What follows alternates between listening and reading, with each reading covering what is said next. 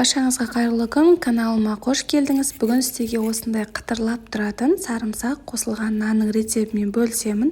Міндетті түрде дәл осы рецептпен жасап көріңіз, өте сәтті шығатын рецепт. Және де видеоны соңына дейін қарап, менің каналыма жазылуды ұмытпаңыздар.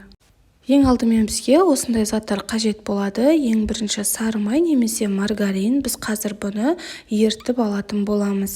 Сонан кейін бізге бір жұмыртқа және бір бас сарымсақ қажет болады. Сарымсақты ашып тазалап аламыз. Және де осындай көк пияз. Егер көк пияз болмаса, укроп қолдансаңыздар да болады. Және де ең соңында осындай бір батон немесе багет қолдансаңыздар да болады. Ең алдымен осы майымызды микротолқынды пешке немесе газ отына салып ертіп алатын боламыз. Майымыз ерейін дегенше осы көк пиязымызды жақсылап видеода көрсетілгендей майдалап турап шығатын боламыз. Қатты үлкен қылып турамайсыздар. Сарымсақтарымызды да майдалап пышақтың көмегімен әдемілеп турап шығатын боламыз. Яғни өте қатты майдалап қажеті жоқ, кішкене үлкендеу қылып тураймыз. Өйткені қазір сарымсағымызды пісірген кезде өте дәмді болып шығады. Сарымсақты ешқандай да үккіштің көзінен өткізбейміз. Осылай пышақтың көмегімен видеода көріп тұрғандарыңыздай жақсылап турап шығамыз. Мінекей біздің майымыз еріді, кішкене ғана сәл-пәл суытып алғаннан кейін үстіне көк пиязымызды саламыз. Және де жақсылап араластыратын боламыз. Үстіне сарымсақты да салып, оны да жақсылап араластырамыз. Міндетті түрде майыңызды кішкене ғана суытып алуыңыз қажет. Өйткені қазір ыстық майдың үстіне жұмыртқаны салуға болмайды. Кішкене майымыз салқындағаннан кейін осы бір жұмыртқамызды салып, тағы да жақсылап араластыратын боламыз. Міндетті түрде дәл осы рецептпен жасап көріңіз. Сонан кейін қара бұрышты дәміне қарай және де бір шай қасықпен паприка қосып жіберсеңіз де дәмі керемет болып шығады. Бір ас қасықты толтырмай тұзды салып, жақсылап барлығы араласқанша араластыратын боламыз. Мінекей біздің осымен қоспамыз дайын болды. Енді бөлек ыдысқа алып, осы батон нанды әдемілеп турайтын боламыз.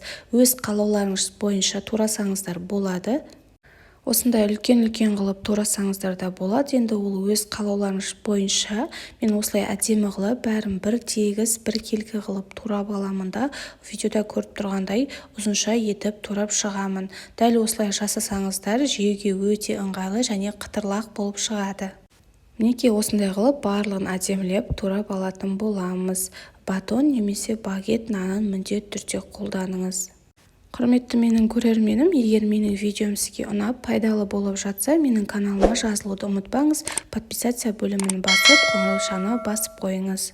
Пергамент қағаздың үстіне нандарымызды осындай әдемі қылып, бір-біріне қатты жақындатпай, әдемілеп орналастырып аламыз. Сонан кейін осы щетканың көмегімен бірінші нандардың барлық жағына, жиектеріне әдемілеп, осы сары майды әдемілеп жағып алатын боламыз. Барлығын жағып болғаннан кейін, яғни қою қалғаннан кейін осы сарымсақ пен көк пиязды осы нандардың бетіне әдемілеп орналастырып шығатын боламыз. Ең соңында бетіне салып шыққаннан кейін укроп сеуіп жіберсеңіздер болады. Өте дәмді және иісі де керемет болып шығады. Пешімізді алдын ала 180 градуста қыздырып, 20-25 минутта қызартып пісіріп алатын боламыз. Енді өзіңіздің пешіңізге қарайсыз. Дәл осы видеода көріп тұрғандарыңыздай қызарып пісуі қажет. Осымен біздің сарымсақ қосылған қытырлақ нандарымыз дайын болды. Міндетті түрде жасап көріңіздер. Сіздерге ұнады деген ойдамын. Менің каналыма тіркелуді ұмытпаңыздар. Піскеннен кейін үстіне сырды салып жіберсеңіздер де болады. Яғни сырды үккіштен өткізіп саласыздар. Өзіңіз қалағандай етіп жасасаңыздар да болады. Міндетті түрде дәл осы рецептпен жасап көріңіздер. Сіздермен болған Гүлсая. Алдағы уақытта өте керемет, өте оңай рецепттермен бөлісемін. Сол үшін менің каналыма тіркеліп алыңыз.